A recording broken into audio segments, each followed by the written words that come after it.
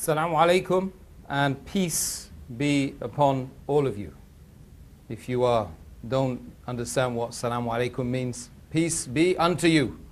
That's all it means. It's not rocket science. It's not difficult to understand. It doesn't involve anything to do with terrorism. Okay, so there's no bombs under your seats. Okay? And just to hasten forth, we mean you no harm. Assalamu alaikum. Peace be unto all of you from London, from St. James's Park. I mistakenly called it the Stadium of Light earlier on. Please forgive me. There is no light here. It's dark outside anyway. But I'd just like to sort of welcome you and explain who I am, really. Sometimes I don't even know who I am, actually. Frankly speaking, you know, I wake up day on and day out and you know, I look at the media. You see, I turn the TV on. Sky News, BBC. And I think to myself sometimes, I don't really want to be alive in this world. It's a pretty difficult place to be, regardless of whether you're black, white, Newcastle United football supporter or a Bristol City supporter like me, for my sins. It's difficult if you're a Muslim wearing a hijab. Hijab is the covering that women put on their hair. And it's difficult if you're a Muslim. It used to be very difficult if you were black in this country. And I hail from an area in Bristol called St. Paul's. I spent a lot of time there. And our topic tonight really addresses the issue of community cohesion. What exactly is community cohesion? It's a difficult one. It's one that the government's struggling with, the police that I'm working with are struggling with, the youth workers are struggling with, and frankly speaking, I don't know anyone who even understands the term community cohesion. It's a difficult one. An analysis of modern Britain. This is what it's entitled, but of course I can't do justice to the topic so vast as an analysis of modern Britain in 60 minutes or even 60 hours or 60 days. But what I can do is touch on some pertinent points from an Islamic perspective, from a human perspective, as Muslims consider every single human being in this planet to be the children of Adam and Eve. And this is what I want to present to you tonight. Real community cohesion means that I want to address you as the children of humanity. Not as Muslims, as Bengalis, as Newcastle people, or Bristolians, but as human beings of the wonderful network of diverse cultures and communities of religious groups. Some of them very good, some of them not so good. Some of them following paths which are harming us. Some of them following paths which are adding wonderful benefit to our culture and our society, our wider society in Britain today. Community cohesion. This is where we start from. We look at fear of violence and crime in our society today. And later on, our fellow colleague, the guy who's coming now, you know his name. What's his name again? Tupac, was it? No, he's dead, right. Anyway, he's coming and he will explain from first-hand evidences, from first-hand anecdotes that, you know, getting involved in crime, in violence, in drugs, in prostitution, in gangs, ain't no good. In his words, it's going to be like that.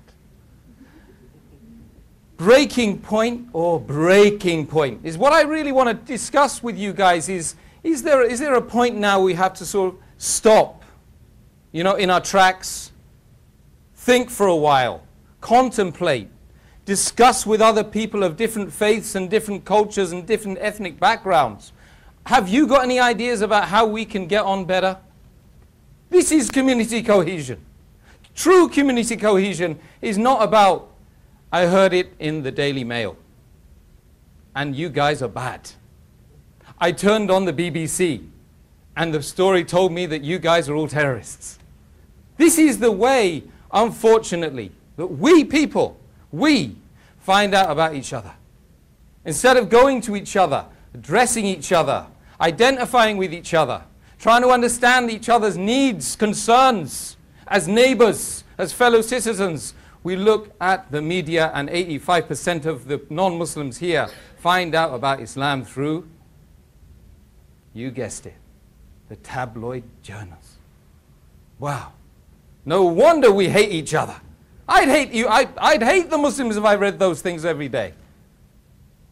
Thank God I meet them and I celebrate the differences and the similarities between Muslims and non-Muslims. But I want to also end with a discussion about Sharia. You know, Sharia or Islamic law, because there's a lot of confusion there.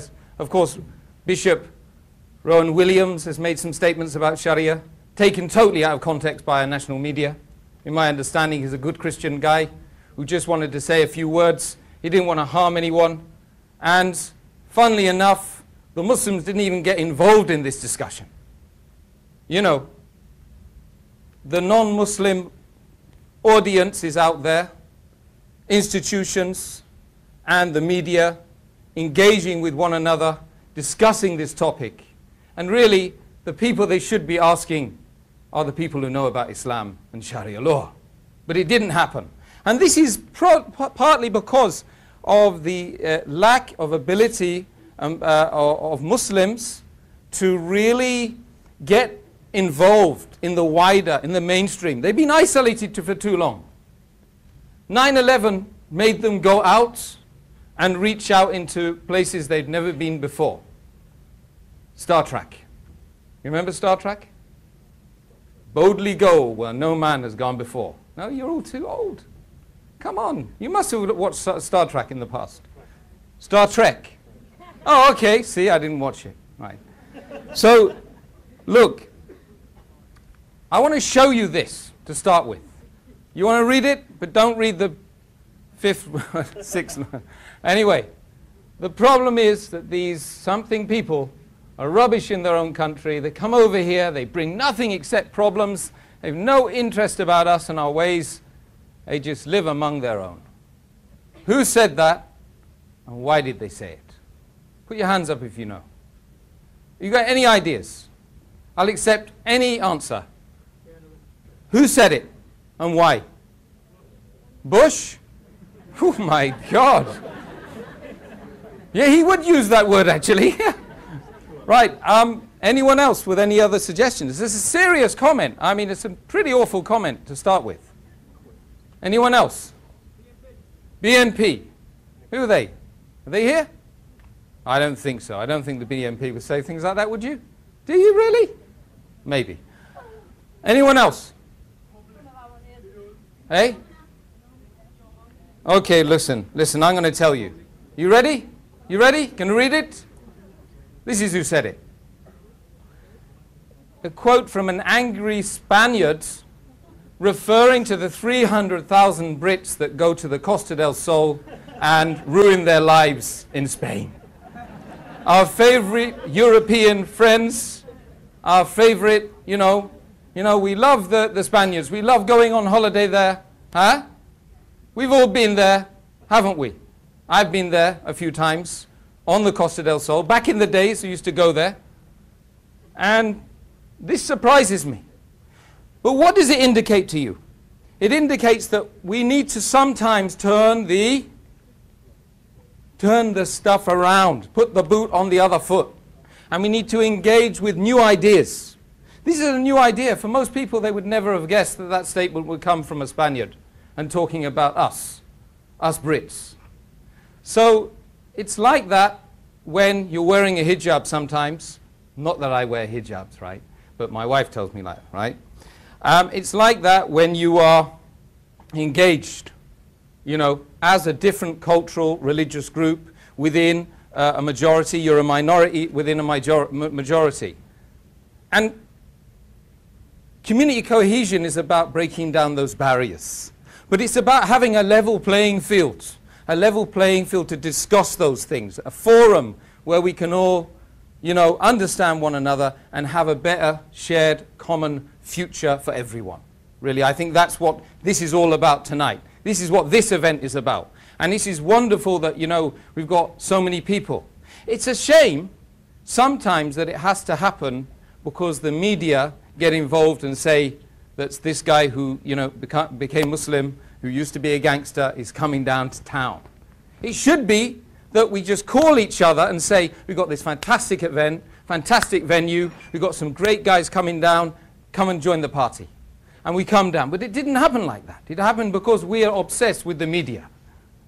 And we listen to the media. We don't listen to our mothers and fathers' kids. We don't listen to the teachers. We don't listen to our police officers on the beat. We cuss them, we curse them, we cuss our mothers. This is the way we've become. And I will show you through quite a number of social indicators that we have become like that. And it's really shameful. Regardless of race, color, culture, creed, color, gender, we're all like that now. We're all like that. Why? And what can we do to address the needs of our wide community and to get on well for better common futures for everyone? This is it. Now this is a statement. I want you to read this statement because I want you to know the Muslim community a little bit better. This is what they were one day. It's not what they are now. This is the statement. Yet there were knowledge and learning everywhere, except in Catholic Europe. At a time when even kings could not read or write, a Moorish king had a private library of 600,000 books. At a time when 99% of the Christian people were wholly illiterate, the Moorish city of Cordoba had 800 public schools, and there was not a village within the limits of the empire where the blessings of education could not be enjoyed by our children of the most indigent peasants. And it was difficult to encounter even a Moorish peasant that could not read or write. We're talking about an age around between 700 to 14 or 15, the late 15th century. This is Spain in the 15th century, where that Spaniard was talking from, right? The one who said he hates the Brits because they destroy their life, they don't care about us and we don't. Spain started off like this. There was a period of 800 years of Muslim rule where people lived under Sharia conditions. The Christians used to live together. The Jews would live together. And many Jews consider that that was their golden age of Judaism in that period of 750 years. In 1492, the Muslims lost their power. And the Christians came and took over their lands. The Christians were told, you either leave or you die. Okay? Sorry, the other way around. The Muslims were told, you either die or you leave. Don't lie. Well, they had to lie, actually. It's not a lie. They had to lie to stay because they had to say that we're Christians. This is a terrible event in 1492. Yet, in 1992, 500 years later, the World Peace Talks were held in Barcelona. The World Cup was held in Barcelona. The Olympics were held in Barcelona. Why? Interesting, isn't it? How on earth are we supposed to get on as human beings, as civilians, as brothers and sisters in humanity, if we're being told that 1492 was a great year, when Muslims were massacred and thrown out of Spain? You see? So these are the starting points where we need to educate people. A lot of Muslims don't know what I'm telling you now. A lot of Muslims, I've had to tell them and correct them. Just Portugal. The word Portugal, where does the word Portugal come from? Portugala. Portugala means the land of oranges in Arabic. It's an Arabic term. So that is a place that had Islamic beginnings or Muslim beginnings. And Cordoba, Alhambra, the palace of Alhambra, it had it has the highest number of tourists in any place in Spain. Not the Costa del Sol or Costa del Brava. You'll find Alhambra, the palace there, where the Muslims had their seat of power and created their civilian, their wonderful, civilizations from there, are the greatest tourist attractions Spain has. And lastly, paella. Does anyone know what paella is? Paella, you know, that rice and seafood and chicken. It's lovely, isn't it? It's a good dish. That's actually a Muslim dish. What happened, they used to pass the plate around the courtyard, okay? Right, like that. And they used to put a little bit of rice on there, a bit of prawns. The next neighbor put something on, next neighbor put something on, until they got back to square one. And they used to give that to the poor in the courtyard. That dish is actually like a charity. So just a few things I wanted to tell you about Spain, okay? Because a lot, and I've spoken in Spain, and many Spanish never knew where the dish came from, and they never knew anything about Muslims even being in their lands, because nobody educates them. Even in the schools here, you'll find that no one tells you anything about the history of the Muslims. As far as they're concerned, from the year 700 to the year 1300 with the Dark Ages, and we don't talk about it. It was only the Dark Ages in Europe. I have a letter from a king dating back to the 11th century asking the Sultan in Cordoba, saying, can you please accept my 2 daughters and educate them? You know, because we don't have any places to educate them. So this is a starting point. Let us look as a community, as a group of people who really want to love one another for the sake of Allah. In my terms, it's for the sake of God. Okay? For your sake, I don't know who you love. Maybe you love your daughters and your sons. I love my daughters and my sons as well. But we need to reach out to one another and be honest with each other. Be honest. We need to look at crime. We need to look at alcohol. We need to look at youth violence. Dogs, you know, vicious dogs. Where I come from, in Labbok Grove, the Grove as they call it. Yeah man, the Grove. You get me? You understand me, man? Actually, all of this is, you know, what my children are talking, and so I know the lingo very well. In the Grove, per household, you probably find at least 1 dog. You know, and these dogs are they're not like poodles, you know? Poodles you can kick and get away with it. These dogs, if you kick them, you'll lose your foot. I'm telling you. So you go around and we start to look at these different problems that we've got in society. The STDs. STDs, what's that? A dialing code? No, it is a sexually transmitted disease. Okay? These are the things which are happening amongst us, and it's not always being explained by our governments, by our politicians, by our, you know, senior medical people in the right way. Rape, and I want to look at debt. So let's start off with the United Kingdom, which has, in 2004, had the highest burglary figures of 18 EU countries. You see? We have to deal with this, day in and day out. If I leave anything in my car, you know, I leave anything in my car, even an old coat, somebody will smash the window in Labbok Grove in London. Yeah? I don't know if it's like that in Newcastle. Is it as bad as that? It's good up here, is it? I should come and live up here, shouldn't I? You got any dogs? Those big vicious ones? Okay, right. That's 2 good things. Okay, we do have massive burglary figures in this country. Okay? And day in and day out, we're worried about who's going to knock on our door. The other night, I was just sleeping like you do in the night. Yeah? And suddenly, the bell rings from outside, intercom. Half asleep, half awake, push the button, let them in, not thinking. And then this guy comes up to the door, and I look outside through the peephole, like you do in London, believe me, and this guy covers the peephole up and starts banging on the door. Boom, boom. My God. So you know what you want to know about fear? Fear of crime? Is when at 3 o'clock in the morning, someone's banging on your door, covering the peephole up. And he's drunk because he's doing this.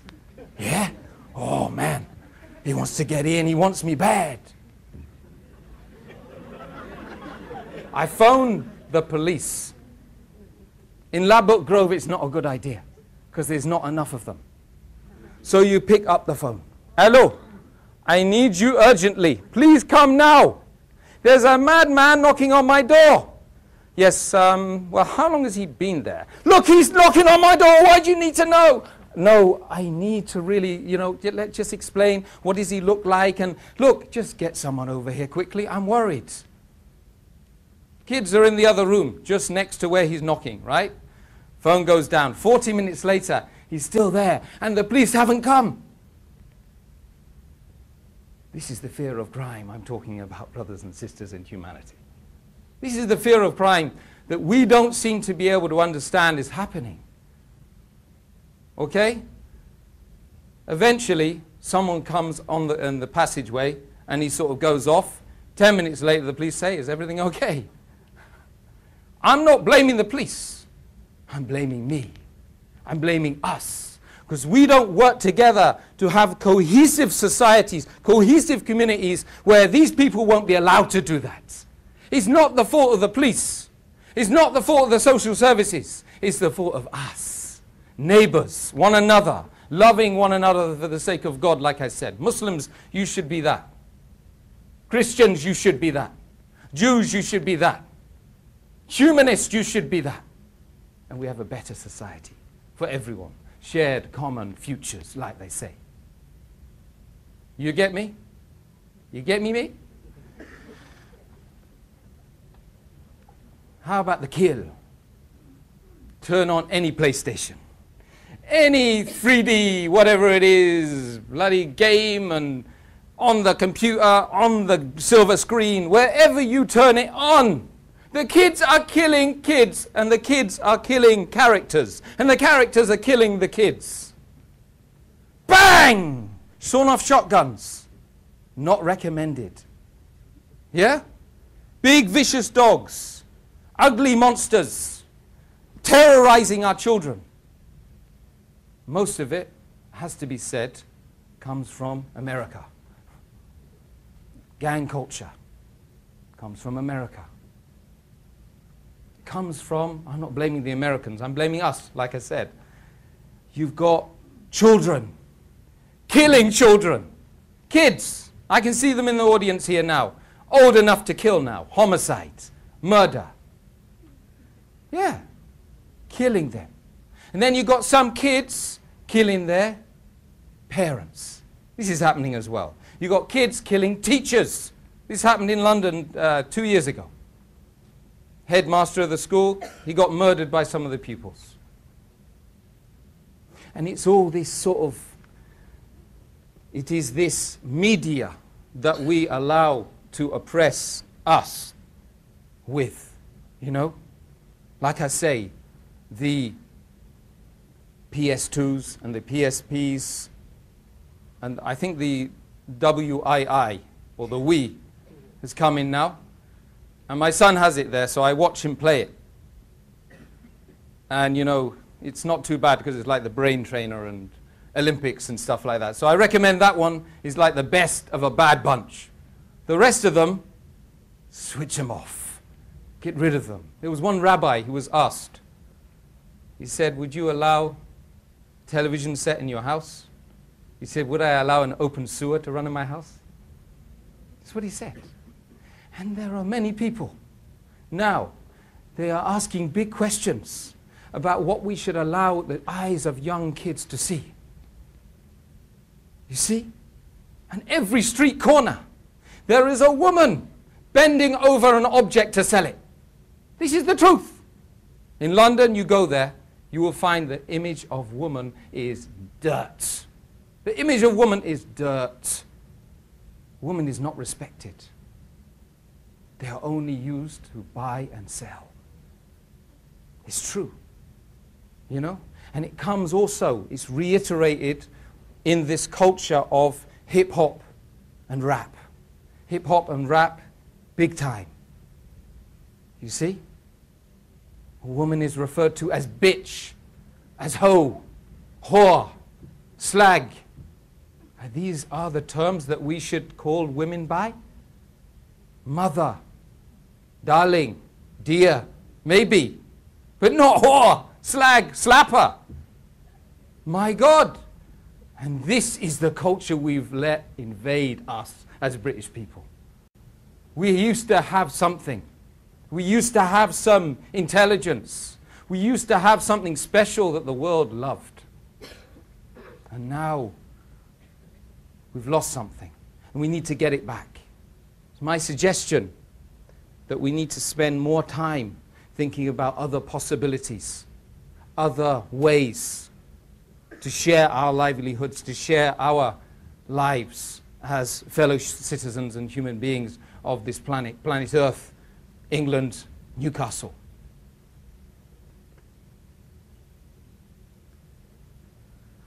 Now, alcohol has been in the news a lot.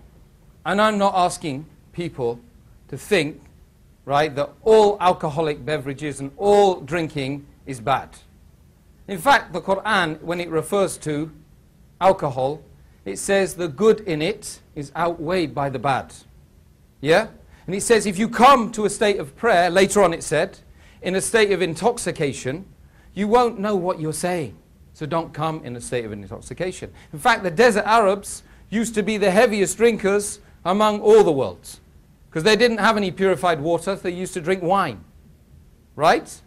And when the Prophet Muhammad, sallallahu alaihi wasallam, peace and blessings be upon him, when he declared this verse, saying that alcohol has evil in it, don't drink it because you can't think about what you're saying in your prayers, the streets of Medina ran with wine for a few days because they got rid of it very quickly.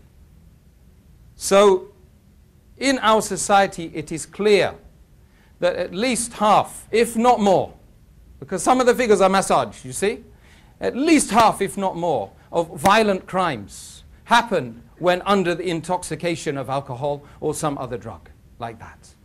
So we should consider, how do we go about this? And why is it in Britain, it's, you know, the effects of these alcoholic beverages are much more, that, let's say, than continental Europe like Spain and France, etc. We need to look into these things. We need to get real and start thinking. Again, 46% of all violent incidents victims believed their offenders to be under the influence of alcohol. Yeah? 39% of all domestic violence cases involved alcohol. Okay? Very, very important figures. British Crime Survey. What about women? It's an incidence now recently that new medical research has taken place since the woman has ventured forth in the workplace, which is a good thing. We need women in the workplace. I'm not saying I want to go and join the Taliban tomorrow. But I'm telling you that when a woman goes out, a man goes out, where are the kids? Who's babysitting the kids? Let's have a look. PSP, PS2, WII, and a stranger you invited into the house. And you don't know him. He doesn't know you. He doesn't know little Jimmy and little Adam. But he wants to know them. Yeah? You get me? Yeah, it's bad. Bad news. So what we're talking about here, of course I'm saying it in that way, but it's very serious. We are allowing our children to be influenced by people that really shouldn't be influencing our children. They shouldn't be looking after our children. And so the woman, when she goes out to the workplace and she's fighting to pay the mortgage, because by the way, in Ladbroke Grove, I don't know what it's like up here, but it costs £750,000 for a 3-bedroom terraced house with a little pokey garden. You couldn't even put a bird flying around it. Right? £750,000. And guess what, guys? You need 10 times that. That's at minimum 75,000 salary just to pay for that mortgage. And that's why this morning I was listening to overwhelming figures amongst the middle class. 57 or 56% of them cannot afford to buy a house now. Okay, amongst the what they called lower class or poor class or working class, 80% can't afford to buy their own house now in England. Yeah? It's the land of freedom, democracy, and we can't do what we want to do, really. You know, we need to start thinking, rethinking, what's affecting us? I'll tell you what's affecting us. HSBC. HSBC gonna make 12.2, or was it 20.2 billion the other day. That was their recorded figures. 20.2 billion. That's why you can't afford your mortgage, my friends. You know? And all of the banks have made huge profits this year, whilst everyone is losing money hand over fist. You see? And yet, when the government were approached by some unions to say that we want another holiday for the workers because they're really oppressed, you know, they said, sorry, we can't afford to lose £7 billion. You see, because that's what it costs to give one day off for all of the people in the country. Bank holiday, they call it, yeah? So, profits come before you and I, you see? 80,000 people working in prostitution in England. Overwhelmingly, most of them, okay, are under the influence of serious Class A or Class AA++ drugs. You know, serious drugs. Okay? What are we doing about these poor people? You see? We're allowing, cannabis to be downscaled. You see? And somebody said the other day, if alcohol was classified, it would be AAA. But no one says anything about alcohol. Because the government makes serious dough. Every year in the budget, £10 on the price of a pint of beer. You know? Okay, we'll have to pay it. Right? So, what's going on? It's becoming more and more difficult to live in the UK. It is. And we need to start changing. We need to get hold of our communities and start asking questions. We need to get hold of our MPs and our councillors and our civic leaders and start asking, what's going on, guys? What is going on? Violence in the UK schools is another really serious issue. Are there any teachers here? Any teachers? 1, 2. I've been into many schools and I've seen the changes from when I was at school in Bristol, Portishead in Bristol, Galdano Comprehensive. You want to phone them and ask them whether I went there? You know, anyway, you don't want to do that. But in that school, I remember we used to have the odd fight, you know? Used to have the odd fight back around the shed, the hard nut of the school. Used to follow him there because we used to see a bit of violence, gratuitous violence, yeah? So he used to go off and knock the other guy on the floor, bit of blood on his face, that was it. Nowadays, you don't fight in schools. You kill. That's what's happening. It's happening. Stabbings in school, okay? In the schools that I know of in London, it's frequent. And now, they're building huge, great big fences, erecting fences around the schools. It's true. And I went to a school and I gave a lecture, and the head teacher said to me, as you're leaving, can you please make sure you lock the door because they will all escape. This is where we're living. Why is it happening? Why? Why can't we rethink these things? We know things are going wrong. We know things are progressively getting worse and worse. The government massages the figures. And they pretend that it's not getting worse. But year on year, decade on decade, it's getting worse. And everyone tells me, oh yeah, but it was like that back in the day, wasn't it? You know what I mean? No, we used to do those things. But it's not like that. Because the statistics prove it's getting worse and worse. And it's getting more violent. Progressively, day in and day out. You see? 2/3 of teachers in the UK have been physically or verbally assaulted in the past year. 17% threatened with incidents involving weapons. Weapons. A weapon is a tongue. Yeah, a tongue is a weapon. Yeah? Serious weapon. Lethal weapon. But when you start presenting knives, pen knives, pens, whatever they call them, and you start frightening teachers who are supposed to be in a position of authority on you, what's happening? What's that all about? What is it all about? Almost all teachers, 99% of them,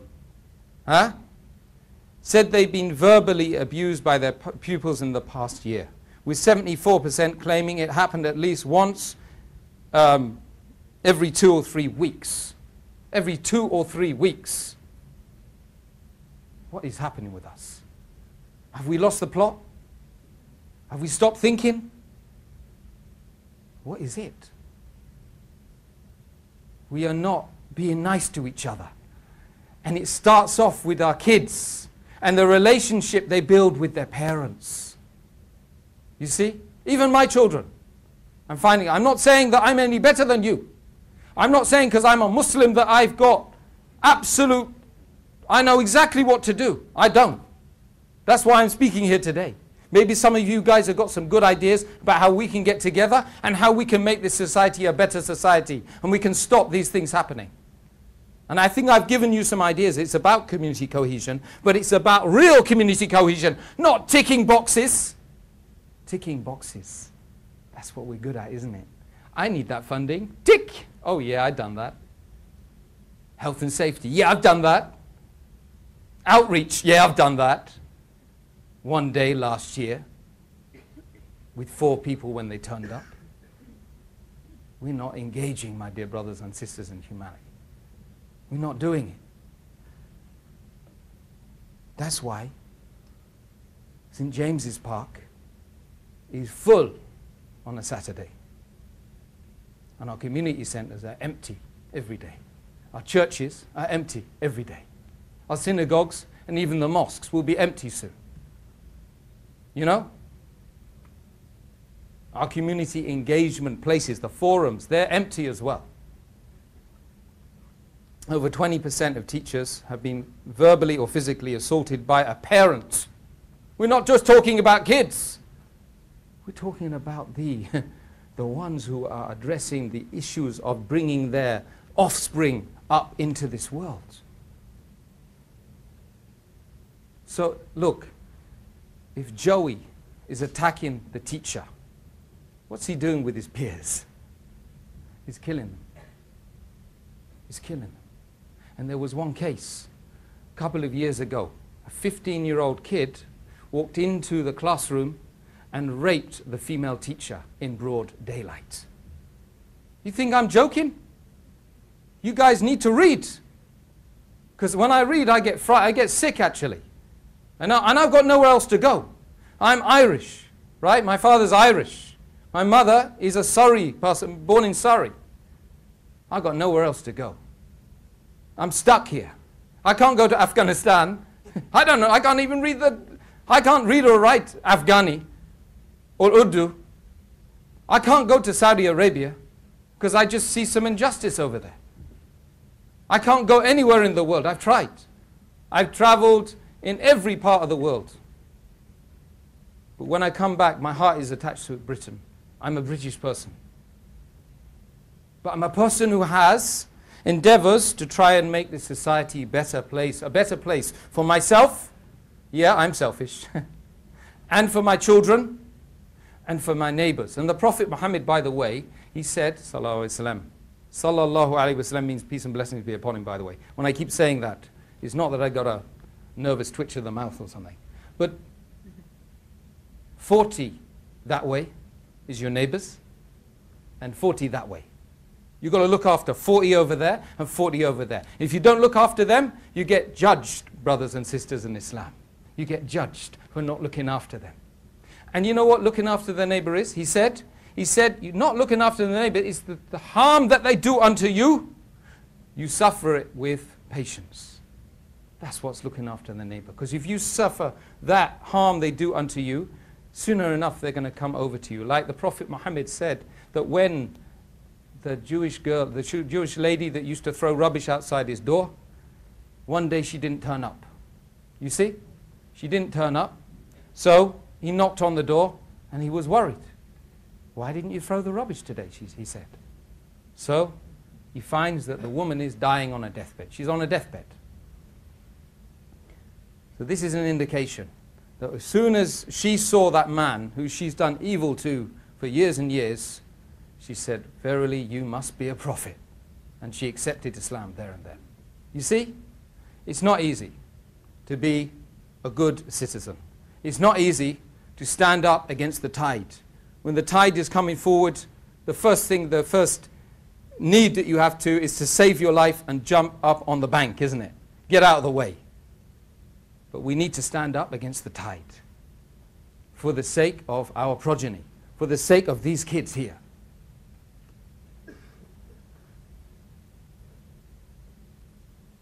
In the US, again, this is related very much to what our dear respected honored guest will speak about later on today, that when asking young US black girls, I don't know why they ask black girls, don't ask me, I didn't read the research very closely, but when asking them,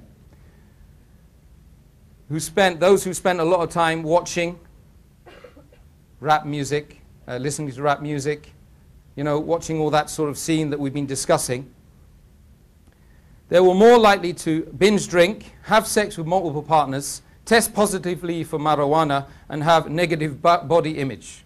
Negative body image, because they're constantly being called whores and bitches.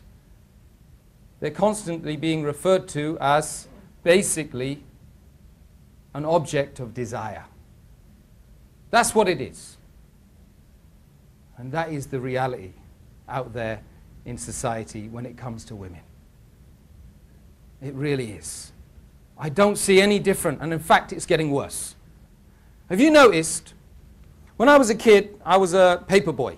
Yeah? Used to 3 paper rounds. Used to be the richest paper boy in Bristol. And you know what? I remember the pornography was on the top shelf. Yeah? You remember that day when the pornography was right on the top shelf? Nowadays it's on the bottom shelf. Yeah? Nuts. Yeah? The Star. The Sport. Yeah, you can see them all there. On the bottom shelf for all the kids to view. Oh my God, what's that? I don't know. We better find out. Let's ask Mum and Dad when we get home tonight. I don't think they're going to do that. Yeah, this is true.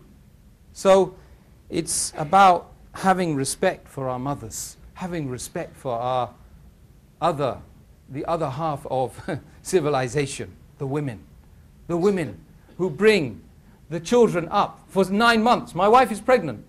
For the last 9 months, for the last 7 months, I've observed the pain, the torture that she's had to go through bearing a child. But the society doesn't value a woman. It's true. The media system uses the image of a woman terribly. We've got to do something about it. I think all of us will agree, apart from the guys who like to ogle at the papers maybe. But, you know, I saw something really sick the other day. I don't know if you think this is sick, but tell me if you don't, honestly. A guy was reading The Sun, and he was all open on page 3. You know what's on page 3? It's not football, is it? That's on the back page. So page 3, and he has his daughter, he's holding his daughter like that, and he's got the page open. I'm thinking, what's happened here? Am I a prude? Or is that really happening? You see? And I've seen many cases, even pornographic magazines, guys reading them on the train next to a woman. You know, it's disrespecting them, you see? So we got into this thing. We've looked also at some research between 15 and 17-year-olds. 540 of them were looked at, and they were questioned about their drinking habits, you see? They tracked the drinking habits of 540 young people from 5 secondary schools for over 18 months, and revealed that 1 in 10 of the youngsters felt drinking disrupted their education at crucial times whilst doing their GCSEs, right? First thing is, it's disruptive for them, it's disruptive for the other kids, you know, it's peer pressure, lots of things going on here. 59% were drinking once a week at the start, growing to 80% by the end of the research. 36% claimed that not to have been asked for proof of their age before the study started. And this issue, I'm very serious about this issue. I mean, a lot of the crimes about these dogs that are out in our society never get mentioned. But there's just some of the graphic images of children that have been bitten by Johnny here. Yeah? This is Johnny. Johnny has been biting people, right? And Johnny gets treated better than the human beings in the society. It is true now. My own mother, she loves the dogs more than she loves me, I'm sure sometimes. Maybe it's because it's me, but I mean, but look, how can we stop this happening to children like this? These are emotive figures. But there's been an increase of 40% in the last 4 years to 3,800 a year of people that have been admitted to NHS establishments with dog bites, serious attacks. And many of them, I don't know the figures of how many deaths, but definitely there's been some high-profile deaths, 2 or 3 last year. Okay? Why are we allowing these things? And we're told that pit bulls have been stopped, but there's a whole load of other dogs coming in to replace the pit bulls. Yeah? And when it comes to sexually transmitted diseases, syphilis is something they got rid of in the 60s. In the 60s, when I was born, they got rid of them. In 1997 through to 2006, there was a 1,607% increase in the number of people who contracted syphilis, a sexually transmitted disease. Chlamydia is a disease which you don't know you got. You don't know you got it until you try and have a baby and you find out you're sterile. You know, it erodes your organs from within you. You don't know you got it. And that's massively on the increase a lot. But the problem is, many of the people don't even know they've got these STDs because they don't ever go and get checked. Don't go to the doctors. You know, and again, herpes and all these different things are still on the increase, despite big government campaigns to stop, you know, people trying to have sex underage and stuff like that, or without condoms, etc. But the issue is that on the one hand, you give the message out loud and clear, don't do this, it's bad for you, yeah? Say no. You remember back in the 70s, the 80s? Just say no to drugs, yeah? Then all the other media is pumping the message, drink, drugs, sex, drink, drugs, sex, everywhere. So there's a contradiction in terms. Okay? We as a community, not as Muslims, or not as non-Muslims, as a community, we need to do a lot more to address these issues and to try to find some solutions. 73,000 people are living with AIDS in this country right now. A third of them were unaware that they even had the disease.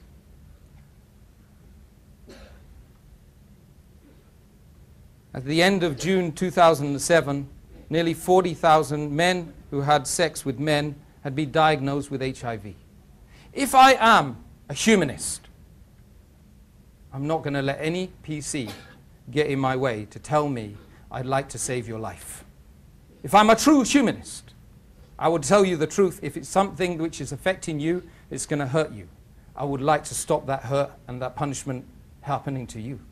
So I would tell you that this statistic proves something. I'll leave that for you to decide, but over estimated 40 million people living with AIDS today. Okay, 40 million people, right? 3 million deaths in 2004. AIDS in the US is even more stark, right? Around 77% of adults and adolescents living with AIDS are men. And a very big percentage of them, 59%, are people, men having sex with men.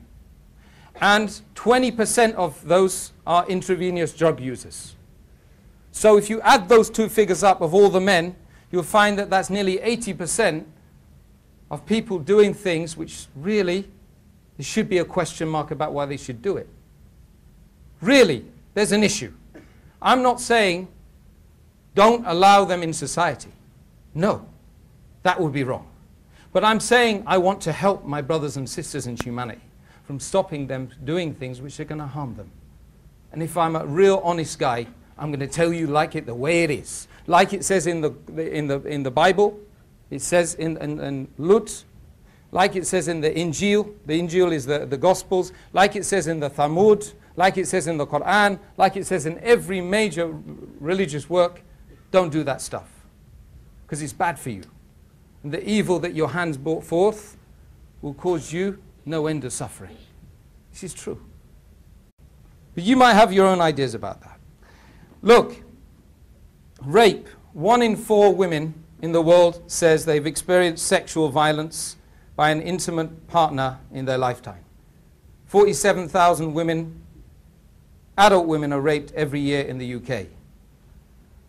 Just a few statistics, okay? Just to bring home to you some of the stark realities of what it's like to live as some of the population to live here in the UK. But it's not all bad, of course. There are many, many good things about living here in the UK. We still have our National Health Service. We still have some education establishments which are worth taking our children to. We still have good universities, which are free to a point. We still have a little amount of corruption compared to what you see, especially in Muslim countries. You can still be a Muslim here better than you can be anywhere in the world. It's my advice to you guys to really start taking stock of yourselves, and we all start taking stock of ourselves to try and find a better way and a better shared future. The problem with rape, of course, is that the figure of actual convictions now is so drastically, horribly low. Only 5.7% as of 2007. So when rapes happen, they don't always get punished, as you know. Looking at debt as an issue, we are living increasingly with the spectre of debt rising and falling out of all proportion all around us. The average family in this country has £5,000 on their credit card. The average family can't really afford to pay the mortgage repayments these days. And if you look at this chart, this is an indication from 1993 to 2007, and this is credit card spending here. This is consumables, others like cars and whatever it is, expensive dresses and watches. And this is secured loans. So you can see from 93 that has at least doubled, if not almost trebled, in the terms of the number of people borrowing stuff to have a lifestyle. And now, you remember back in the days you used to give your house and you used to give all your money to your kids, didn't you? You don't put it in the will. Now what you do is you sign over your mortgage repayments. That is a reality. It is a reality. And you know, I can't afford a house. I'll never afford a house, as far as I'm concerned, unless tomorrow the house price, you know, plummets severely. You know, I don't think it's going to do that somehow. But it's a frightening thing. When questioned, 2,000 people were questioned in a BBC survey about 2 years ago, and 1 out of 6 of the people that was questioned said they regularly lost sleep because of their debts, their mounting, spiraling out of control debts. Why is debt such an issue? According to UNICEF, around about 30,000 children die each day due to poverty in the world. Yeah, I need to relate it because this is a global economy. We live in a global economy. What happens here in Newcastle and London ultimately affects what happens in Africa and in the developing countries, in the developing world. So we can't ignore it. 30,000 kids dying every day. For every $1 in aid, the developing country receives $25. $25 is spent on servicing the debt. You know, just paying for that $1. It's called interest. What used to be called in the Bible usury. Remember that term when we used to read the Bible? Usury. Oh yeah, what's that, man? Usury. Oh, we call it in Arabic, they call it riba. Riba. And riba is interest. It's when you make money out of money. That's why the HSBC makes so much money, because we are borrowing more than we've ever done before from these people. We're borrowing from these people, and we're not paying it back. They're paying 15, 20 times, 30 times the amount back when we give them $1. That's the reality. This is why we have a life here. 20% of the world's population in the developing nations consume 86% of the world's goods. That's us, by the way. We're amongst the 20%. We don't know what we've got. We haven't got a clue. Now, I worked for an international relief and aid organization, and if you see what the people have got over there, you will respect yourself so much. I think it should be standard, par for the course, that every child who goes to a UK school here needs to spend a week in a refugee camp in Somalia. You will then understand what you've got. Yeah? I reckon we should make that as part of the curriculum. We have to understand what people don't have and what we have. Almost half, Kofi Annan said that almost half of the world's population lives on less than $2 a day. 31 billion batches of Prozac. This is the next issue. 31 billion, or million, should I say, million batches of Prozac were prescribed in 2006 in England alone. We have become a nation of also very depressed people. And the funny thing is, the crazy thing is, it's not just the poor, like they classify working class, who are in that category. No, it's very rich and famous and well-off people. You know, like Robbie Williams, is it? That guy, the crazy musician, Robbie Williams. He's addicted to Prozac, wasn't he, at one stage? May Allah guide him and help him. And all of these people that we see in the media, the pop stars, the multimillionaires. You know, they recently said that Prozac actually, and many other names that, you know, medical sort of generics that we won't talk about now, actually they don't do too much either. They're a bit like placebos. There's a new study which is saying this as well. So why are we becoming a nation of depressed people as well? We need to look into this, and we need to try to work towards finding shared common values, shared common futures, you know, using every ounce and every little piece of advice that we've got from the greatest academics, from the greatest philosophers, from the greatest people in the world that we know, people that have made it their life's worth to study and to make our life better in this world. So what's the answers? Imprisonment? Harder punishments? Is socialism the answer? Is capitalism the answer? Or should we look at it a different way? I want today to do something special. I want you to imagine that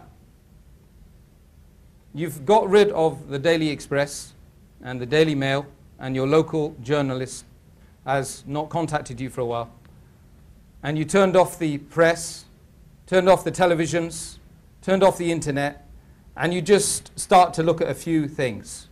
When it comes to rape, I want to show you this. This is a verse of the Quran, one of the verses of the Quran. It says, it's called the light, Nur, 24:31. You can read it yourself, it's in English. They, the believing women, should draw their head coverings over their bosoms, right?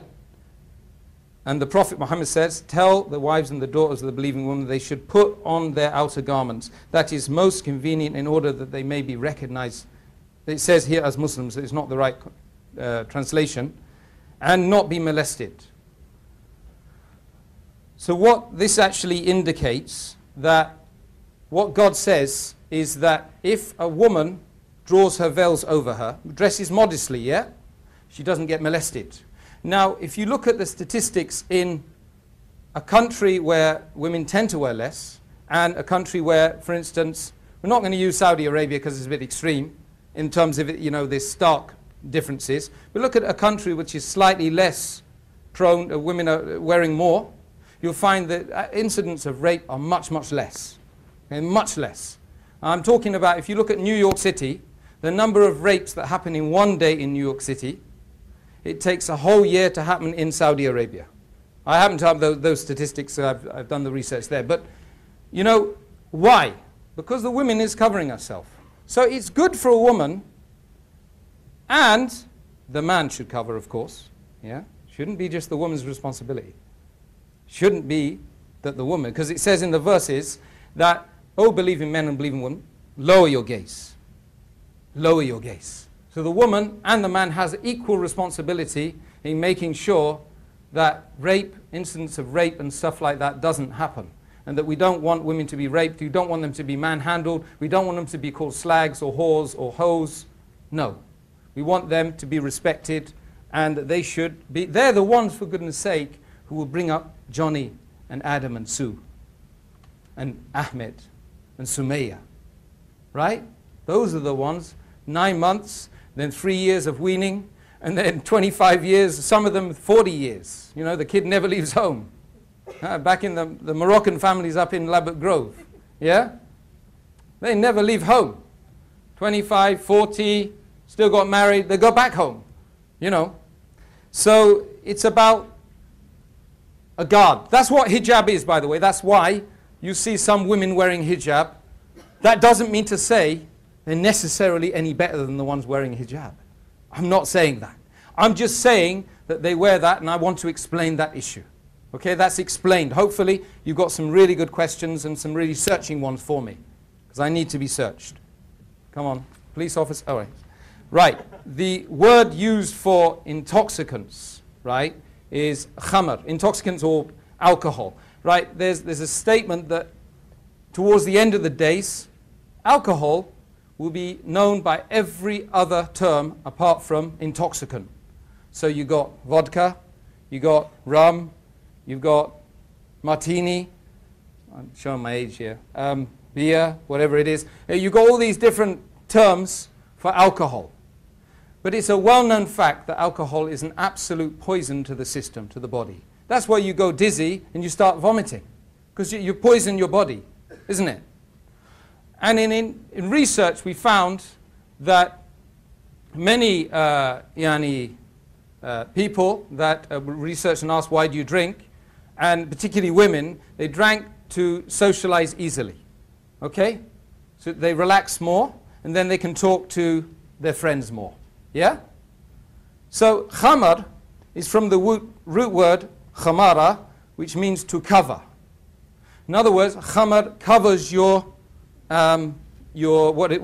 social responsibility. So as a human being, when you want to do a crime, you drink lots. Yeah, or you drink lots and then you decide, let's go and do a crime. Or you khamar, you cover yourself. Yeah? That's why the Arabic word is khamar. So, O you who believe, intoxicants, gambling in the altars of idols, and the games of chance and abomination of the devil, and you avoid them, that you may succeed. And then they ask you about intoxicants and gambling, say, in them there is a gross sin and some benefit for the people, like I mentioned earlier on. So there are some benefits. You see, God says that. He doesn't deny it. Because right now they're saying, well, 1 glass of wine a day is good for you, isn't it? Yeah, they say that. But the problem is, from 1 glass, you end up drinking 5. Because I know, I've been there. I used to, every night. 1 glass, oh yeah. Hey, John, man, let's have another beer. And it just goes on, and then by the end of the night, oh man, maybe I shouldn't have had that last one. Oh. And you walk home and, you know, things happen. When you're drunk, things happen. One day, I was walking in Soho in London, and I asked the policeman the time. Big mistake. When you're drunk, it's a big mistake. Because we were shouting, I was with some Australian guys, yeah? So I was, hey man, how you doing? And I did a little jig round the police officer. He rugby tackled me to the ground, bang! That's it. I got a good kicking. I'm telling you. Because I was drunk. I was being irresponsible. Stupid. You know? Only one to blame. Me. Number one. You see, so drink. I'm saying that I'm trying to tell you that this is another angle on it. That's all. And you guys, you go off and do what you want because it's a free country, free world. But there's another angle. Prophet Muhammad said, when he's talking about what he terms, which we don't see now as illegal sexual acts. Yeah? That's when a woman and a man who's not married in the eyes of the law, Sharia or British law, whatever it is, they're not married, and then they go off and they perform, you know, they have sex. Yeah? He says that the performing of illegal sexual acts would lead to the coming of new diseases not seen before. I think that's self-explanatory. You know, I've already explained that there is AIDS, and it's rapidly on the increase. And nowadays, brothers and sisters coming together, they're not through marriage at all. They're through anything but marriage. Yeah? So maybe we need to start thinking about bringing marriage back. Because, you know, marriage has many benefits for the married couples, for the children, for the neighbors, for the wider community. If you look at it, it really does. Okay? So let's have a look. He said, Abu Huraira is one of the companions of the Prophet. You see? He said, he reported that the Prophet said, a time will certainly come over the people when none will remain who do not devour usury. If it does not devour it, if he does not devour it, its vapor will overtake him. He says that there is usury or interest will be consumed by most of the people. But those who don't consume it, the vapor of it, the smell of it, it will be all around them and all encompassing. And now there's nobody that hasn't signed a credit card agreement. You see, in the credit card agreement, that is straight away riba or usury. So the only way to get rid of that is if all the Muslims pay their 2.5% zakah. It's called a tax on wealth, zakah, 2.5%. If they pay that, it will get rid of all the world poverty. Not anyone else paying it, just the Muslim, 1.6 billion of them. If the Gulf Arabs just pay it, it's all finished. All the world poverty is finished forever. Just if they pay that 2.5%. But they're not paying it. See? That's why we're in a mess. So, and I'll end with a couple of statements from some Western intellectuals. H.G. Wells, War of the Worlds, he said, the Islamic teachings have left great traditions for equitable and gentle dealings and behavior, and inspire people with nobility and tolerance. These are human teachings of the highest order, and at the same time, practicable. These teachings brought into existence a society in which hard-heartedness and collective oppression and injustice were the least as compared with all other societies preceding it. Islam is replete with gentleness, courtesy, and fraternity. And George Bernard Shaw, one of my favorite guys, 1936, he said, this is just 18 years after the Ottoman Empire had gone forever. He said in Genuine Islam, Volume 1, number 8, if any religion had the chance of ruling over England, nay Europe within the next 100 years, it could be Islam. But, you know, why did he say that? He goes on to explain. I've always held the religion of Muhammad in high estimation because of its wonderful vitality. It's the only religion which appears to possess these assimilating capacities to the changing phase of existence, which can make itself appeal to every age. I've studied him. He's a wonderful man. And in my opinion, far from being the Antichrist, he must be the savior of humanity. Okay? Why did he say that? Because this man is a learned man. He read and he read and he read. He didn't read necessarily the media.